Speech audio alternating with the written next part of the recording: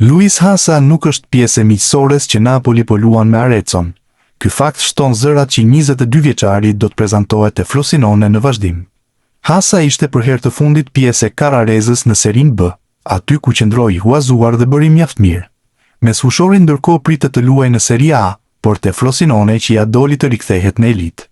Trajneri Massimiliano Allegri rezulton të mos e ketë në plane. Hasa është pjesë e kombëtares shqiptare që nga qershori, trajneri Maran madje i dha mundësinë për të debutuar. Cristian Aslani mund të mbetet në Serie A, por jo duke mbajtur të veshur fanellën e Interit. Mesfushori i kombëtares ka përfunduar nën radarin e Sassuolos, të cilët kanë bërë sondazhet e para për shqiptarin, por para se të hidhen me një ofertë konkrete në dyert e zikaltërve. Duke marrë të mirëqënë se te kampionët e Italisë, Aslani nuk do të gjente hapësirat e nevojshme. Një zhvillim i fundit në radhët e ekipit nga Emilia Romagna raporton se Ismael Kone ka posuar një dëmtim të rëndë që do ta mbajë larg fushave për një kohë të gjatë, ndërsa Christian Thorstvedt është drejt largimit. Por 24 vjeçarin nga Elbasani, interesime ka patur edhe nga Cagliari, ndërsa edhe në Arabinë Saudite dhe Turqi ka Sirena po lëvizje. Nëse ndodh që Aslani kalon te Sassuolo, ai do të bëhej edhe shok skuadre me yllin e përfaqësuese së Kosovës, portierin Arjanet Murić. Julian Shehu nuk do të largohet nga Widze Vlodz këtë merkato verore. Pavarësisht ofertës greke nga Olympiakos dhe insistimit të tyre, mesfushori i kombëtares shqiptare ka vendosur të qëndrojë në Poloni.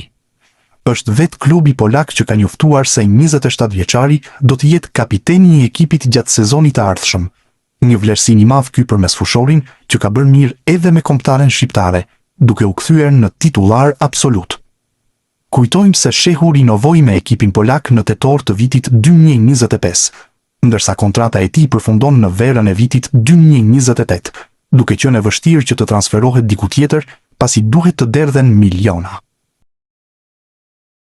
Austin FC ka fituar në shtëpi përballë Seattle Sounders në kuadër të ndeshjes së kampionatit MLS.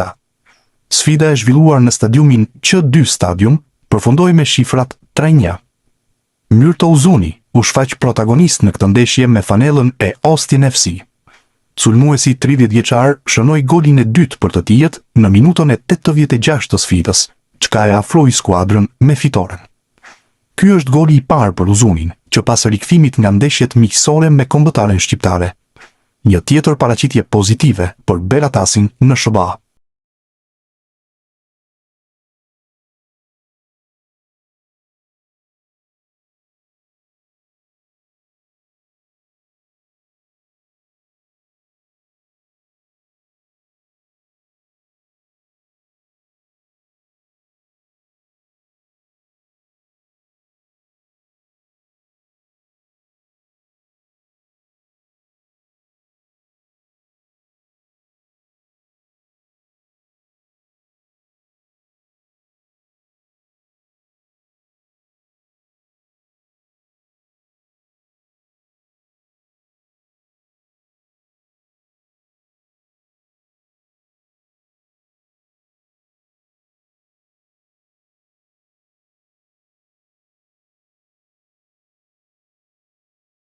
Mario Mitazh mund të braktisë Al Ittihad për të nisur një aventurë të re në Serie A italiane. Është eksperti i Mercatos, Gianluca Di Marzio, ai i cili ka raportuar se Genoa ka shfaqur interes për shërbimet e 23 vjeçarit shqiptar. Megjithatë, i njëjti burim shton se operacioni nuk do të jetë i lehtë, për shkak të përfitimeve që Mitaj ka në Arabinë Saudite. Drejtuesit e Genoas janë gati të futen në bisedime, ndërsa zgjedhja do t'i takoj futbollistit nga malësia e madhe. Kujtojmë se kontrata e Mitajt me Ittihad është e vlefshme deri në verën e vitit 2028, ndërsa vlera e tij momentale në Transfermarkt është 6 milion euro, shifër që nuk e kënaq klubin arab, sepse kërkon më shumë për ta lënë të lirë. Erblin Osmani ka nënshkruar kontratën e parë me Bayern Munich që tashmë e lidh deri në vitin 2029. Bavarezët i besojnë futbollistit shqiptar, i cili ka debutuar që në moshën 16 vjeçare me ekipin e parë. Kontrata e tij do të kthehet automatikisht si e një lojtari profesionist, pikërisht me 19 maj të vitit 2027, kur të mbush 18 vjeç. Mesfushori me tipare mbrojtëse ka luajtur me moshat e Gjermanisë, Gjatë kësaj kohe, është takuar me përfaqësues të Federatës së Futbollit të Kosovës. Sa i përket Federatës Shqiptare të Futbollit, nuk dihet nëse ka bërë hapa për ta bindur që të vesh fanellën kuqezi. FC Bayern e ka zgjatur para kohe kontratën e Erblin Osmanit, mesfushori i talentuar 17 vjeçar, ju bashkua Akademisë së Kampionëve kur u hap kampusi në vitin 2017 dhe që prej asaj kohe ka kaluar në për të gjitha ekipet e moshave. Johan Sauer, drejtori i zhvillimit të Akademisë, u shpreh: Erblini është vendasi i Munihut dhe një produkt i vërtet i Akademisë së FC Bayern. Ai tashmë ka bërë debutimin me ekipin e parë dhe ne jemi të bindur për potencialin e tij të mëtejshëm në zhvillim. Jemi shumë të lumtur që Erblini do t'i hedhë edhe hapat e ardhshëm me ne. Osmani ju bashkua Akademisë së FC Bayern nga ekipi U9 i TSV Milbertshofen. Sezonin e kaluar, fillimisht luajti me ekipin U17, më pas edhe me U19, ndërsa në muajin mars bëri debutimin me ekipin e parë në Allianz Arena, në fitoren 4-0 ndaj Union Berlinit në Bundesliga në drejtimin e trajnerit Vincent Kompany. Për sezonin e ardhshëm, ai është planifikuar të aktivizohet fillimisht me ekipin U19. Kontrata e tij e re do të shndrohet automatikisht në një kontratë profesioniste sapo të mbush 18 vjeç. Armando Broja është rikthyer në fushën e lojës dhe në rrjetet sociale. Sulmuesi i kombëtares shqiptare ka publikuar një kolazh fotosh nga stërvitja me ekipin e Burnley, ku shkruan: "I rikthehemi punës." Ekipi anglez, që ra nga Premier League, po përgatitet për miqësoren e radhës, atë përballë Ajax Amsterdam më 26 korrik, ndërsa më 16 korrik humbi miqësoren ndaj Real Salt Lake me shifrat 4-1, ku Broja shpërdori një penallti. Përsa i përket të ardhmes së 25 vjeçarit shqiptar, ende nuk dihet asgjë. Disa zëra thonë që ka interes nga Gjermania dhe Italia, por deri më tani asnjë ofertë konkrete nga asnjëra palë. E ardhmja e Marash Kumbullus duket gjithnjë e më larg Romës. Mbrojtësi shqiptar është rikthyer në kryeqytetin italian pas përfundimit të huazimit në Spanjë, por qëndrimi i tij në kryeqytetin italian pritet të jetë vetëm i përkohshëm, pasi duket se nuk bën pjesë në planet teknike të trajnerit Gianpiero Gasperini për sezonin e ri. Klubi Verdhe Kuq po punon paralelisht si në afrimet e reja, ashtu edhe në largimin e futbollistëve që konsiderohen jashtë projektit. Mes emrave kryesor në listën e largimeve është edhe Kumbulla, për të cilin drejtuesit po kërkojnë një zgjidhje përfundimtare në merkato. Sipas raportimeve të gazetarit të Merkatos Matteo Moreto, 3 skuadra të La Ligas kanë shfaqur interes konkret për mbrojtësin 26 vjeçar. Rayo Vallecano, Levante dhe Elche kanë kërkuar informacione nga Roma për kushtet e një transferimi të mundshëm, duke e konsideruar shqiptarin një profil të përshtatshëm për repartin defansiv. Interesimi i këtyre klubeve lidhet edhe me eksperiencën që Kumbulla ka fituar në futbollin spanjoll gjatë sezonit të kaluar, kur luajti në formë huazimi. Megjithatë, deri tani kontaktet janë në fazë paraprake dhe nuk është raportuar për negociata të avancuara apo oferta zyrtare. Në Rom ekziston bindja se një transferim përfundimtar është zgjidhja më e favorshme.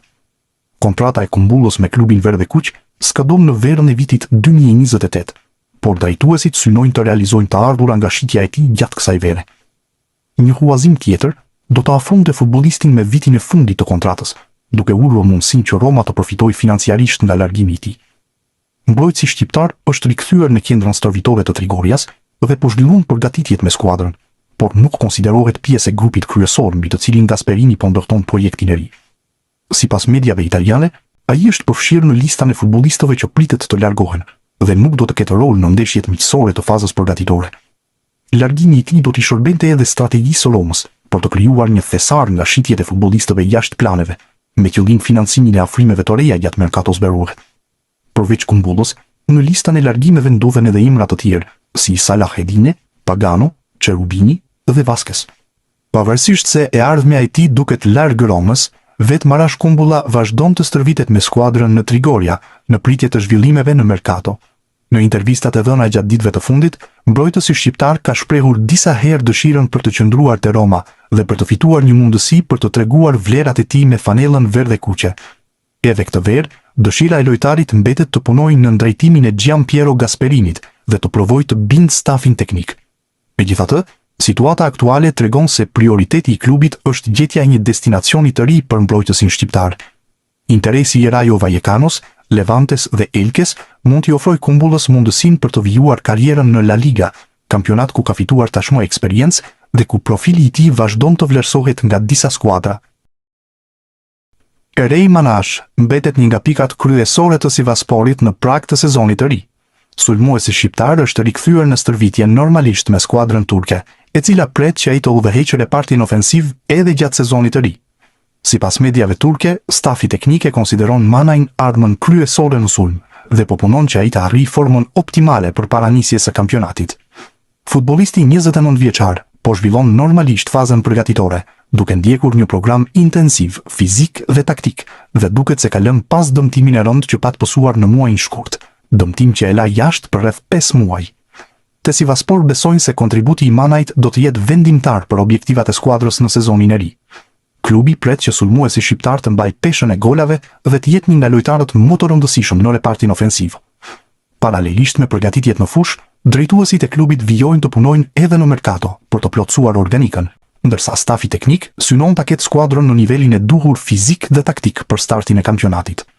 Në këtë vazhd, u sigurua qëndrimi i Manajt te Sivaspori, duke qenë se ishte menduar disa herë largimi i tij, gjë që duket se nuk do të ndodhë dhe do të vazhdojë të jap kontribut së bashku me Valon et Hemin.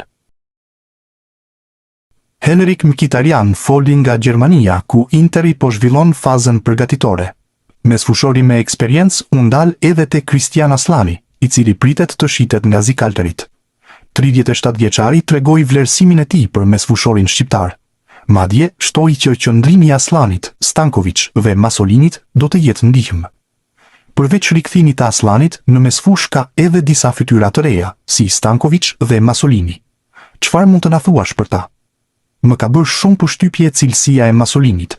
Edhe Ale është rritur jashtëzakonisht shumë, po ashtu edhe Aslani, i cili është rikthyer më i qetë dhe me më shumë eksperiencë. Jam shumë i lumtur për ta. Nëse do të qëndrojnë tek Interi, do të jenë një ndihmë e madhe për ne. Shpresoj që edhe unë t'i ndihmoj ata dhe të krijojmë një grup që lufton për të njëjtat objektiva. Portieri i kombëtares shqiptare, Simon Simoni, ka bërë një hap të rëndësishëm në karrierën e tij, teksa së fundmi ka firmosur një kontratë 3 vjeçare për Luzernin në Zvicër. 1,95 metra i gjatë, shqiptari u transferua te Eintracht Frankfurt në dimrin e sezonit të 2022-23, pasi zhvilloi 29 ndeshje zyrtare me Dinamon. Pas mbërritjes në Gjermani, Simoni luajti kryesisht me ekipin e dytë të Frankfurtit. Në verën e vitit 2024, ai u huazua te Ingolstadt 04, që garon në ligën e tretë gjermane. Pas gjysmës së sezonit, në dimrin e sezonit 2024-25, kaloi sërish në huazim te Kaiserslautern, në Bundesligën e dytë. Aty kaloi një sezon e gjysmë dhe zhvilloi gjithsej 6 ndeshje zyrtare me klubin. Në shtator të vitit 2025, Simoni debutoi me kombëtaren A të Shqipërisë. Gjatë javës së kaluar, gardiani kuqezi mori pjesë si lojtar në provë në disa seanca stërvitore me FC Luzern, dhe të shtunën luajti për 90 minuta në ndeshjen e fundit miqësore të fazës përgatitore kundër St. Truiden.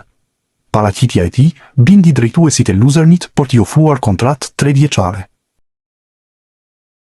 Laurent Tolaj është prezantuar te klubi i ri në Angli.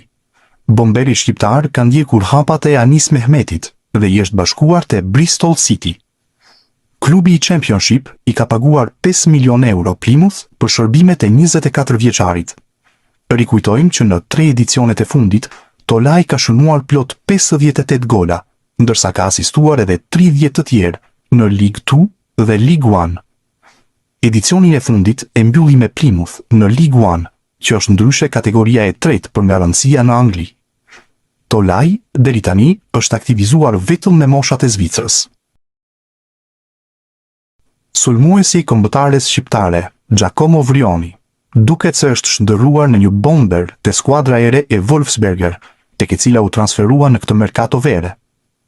27 vjeçari ka shënuar plot 5 gola në testet miqësore që austriakët kanë zhvilluar së fundmi.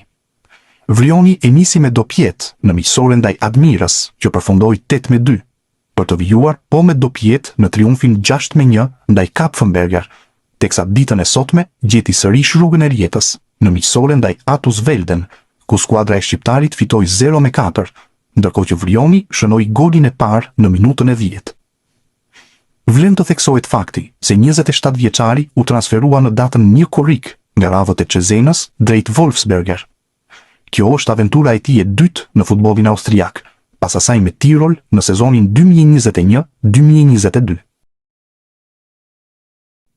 Trajneri Rolando Maran ka nisur një sfidë re në karrierën e tij duke marrë trajtimin e kombëtare son, pas një eksperiencë të gjatë në futbollin italian ku drejtoi skuadra të rëndësishme të Serie A. Tekniku nga Trentino është emëruar në krye të kuqezimeve dhe shumë shpejt do të transferohet në Tiranë për të nisur punën me kohë të plotë, teksa po pret vetëm afrimin e ndeshjeve në Ligën e Kombeve. Maran është trajneri i parë nga rajoni italian i Trentinos që merr trajtimin e një kombëtare re. Në këtë aventurë ai do të shoqërohet edhe nga zëvendësi i besuar, Christian Maraner, me të cilin ka bashkëpunuar prej shumë vitesh. Gjatë karrierës së tij Maran ka drejtuar klube me emër në elitën e futbollit italian si Catania, Chievo dhe Cagliari, duke u vlerësuar për organizimin taktik dhe aftësinë për të ndërtuar skuadra konkurruese. Tani sfida e tij është futbolli kombëtarëve, ku objektivi kryesor është rikthimi i Shqipërisë në nivelet më të larta të futbollit evropian. Duke folur për mediat italiane, Maran vlerësoi rrugtimin e drejtanishëm të Shqipërisë në arenën ndërkombëtare dhe theksoi se skuadra ka hedhur baza të rëndësishme gjatë viteve të fundit. Është një kombëtare që ka bërë mirë sepse është kualifikuar 2 herë në kampionatin evropian. Tani nuk arriti të kualifikohet për Kupën e Botës, por ky do të jetë objektivi ynë në të ardhmen. Tani duhet të përqendrohem te Liga e Kombeve dhe te kampionati evropian, ta fillimisht trajneri italian. Këto deklarata tregojnë qartë se trajneri italian synon të vazhdojë punën e bërë deri tani por dhe të ndërtojë një ekip që të jetë konkurrues në çdo kompeticion ndërkombëtar. Për Maran, pjesëmarrje në turne të mëdha nuk duhet të jetë një rastësi, por një objektiv i vazhdueshëm për futbollin shqiptar. Në intervistën e tij ai komentoi edhe mungesën e Italisë në Kupën e Botës, një temë që vazhdon të shkaktojë debat në vendin fshinj. Maran foli me keqardhje për situatën e nxorëve, duke parë edhe nga këndvështrimi i brezit të ri. I vendos vete në vendin e një 18 vjeçari të sotëm që nuk e ka parë kurrë Italinë në një kampionat botror. Vetëm kur mendoj se si përjetoja unë ato botror kur isha fëmijë, ishte një ëndër që çdo djalë donte të arrinte. Përveç angazhimit me kombëtaren shqiptare, Maran foli edhe për futbollin në vendlindjen e tij. Ai u ndal te skuadra e Trentos duke vlerësuar projektin e klubit dhe ambicien për të ngjitur në Serie B. Këtë vit kam shkuar disi më pak për ta parë Trenton, por disa herë kam qenë në stadium. Entuziazmi i presidentit Mauro Giacca është shumë i çmuar për një qytet që nuk është emocionuar kurrë shumë nga futbolli. Mendoj se ngjitja në Serie B është një objektiv i arritshëm, u shpreh mes të tjera trajneri kombëtarës shqiptare. Emërimi i Rolando Maran në stollin e Shqipërisë erdhi pas largimit të Silvinhos, teksa italiani duhet të bëjë më mirë se tekniku brazilian. Steven Shpendi vazhdon të jetë një nga emrat më të përfolur në merkaton e verës në Itali. Sulmuesi shqiptar Empolit ka përfunduar prej kohësh në radarët e Cagliarit që synon të përforcojë repartin ofensiv për sezonin e ri në Serie A. Megjithatë, dëshira e klubit sarд për ta transferuar 23 vjeçarin po përballet me një pengesë të madhe, pasi Empoli ka një kërkesë të lartë financiare. Drejtuesit e Cagliarit e konsiderojnë Shpendin si një profil ideal për projektin e tyre.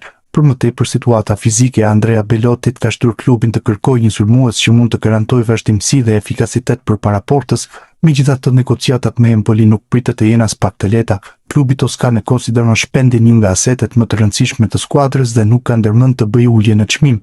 Sipas mediave italiane, kartoni sulmuesit shqiptar vlerësohet nga 4.5 deri në 6 milion euro, ndërsa drejtori sportiv i Empolit Fabio Artico ka bërë të qartë se lojtari nuk do të largohet për një shumë më të ulët se 6 milion euro. Klauzola e Cezenës. Një ndër arsyet kryesore që Empoli mban një qëndrim kaq të fortë lidhet me marrëveshjen e transferimit nga Cezena. Klubi ku Shpendi u formua si futbollist ruan 30% të shumës së një shitjeje të ardhshme, çka do të thotë se Empoli nuk do të përfitonte të gjithë vlerën e transferimit. Pikërisht për këtë arsye, drejtuesit e klubit nuk janë të gatshëm të ulin pjesën fikse të marrëveshjes, pasi kjo do të reduktonte ndjeshëm fitimin e tyre real. Performancat e mira të Shpendit gjatë sezonit të fundit kanë bërë që vlera e tij të rritet ndjeshëm. Ai është kthyer në një nga sulmuesit më premtues të presit të tij dhe vazhdon të jetë pjesë e kombëtares U21 të Shqipërisë, edhe pse platforma Transfermarkt e vlerëson aktualisht kartonin e tij rreth 3.8 milion euro. Empoli beson se potenciali i lojtarit të kërkesa në treg justifikojnë një çmim dukshëm më të lartë. Nga ana tjetër, Cagliari mbetet i interesuar, por është i vetëdijshëm se për të siguruar firmën e shpendit do të duhet të bëjë një investim të rëndësishëm financiar. Klubi sardo nuk e ka praktikisur pistën që çonte sulmuesi shqiptar, por mbetet për të parë nëse do të vendosë të plotësojë kërkesat e Empolit apo do të kërkojë alternativa të tjera në merkato. Java në vijim pritet të jetë vendimtare për të ardhmen e stimin e shpendit. Interesimi i Cagliarit mbetet konkret, ndërsa Empoli vazhdon të mbrojë me forcë një nga talentet e tij më të rëndësishëm. Nëse Palë do të gjejë një kompromis financiar, sulmuesi shqiptar mund të bëjë hapin e madh drejt vazhdimit të karrierës në Serie A me fanellën e kuqe bluve.